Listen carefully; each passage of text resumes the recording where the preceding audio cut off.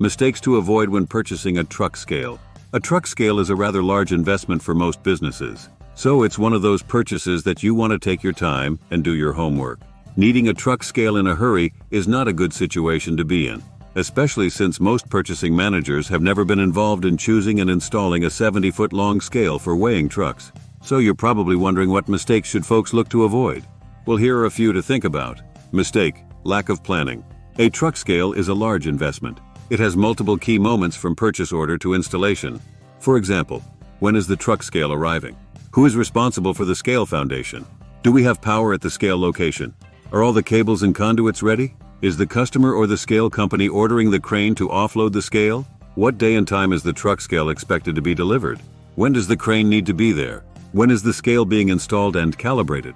Basically, the customer point of contact and the scale installer need to be on the same page, so there are no huge surprises.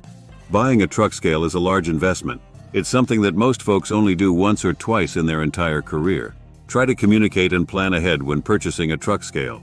By avoiding some of these common challenges, you should be able to choose a high-quality truck scale that will provide decades of quality weighing. If you would like to get buying advice or price quotes from us, please visit centralcarolinascale.com to get started.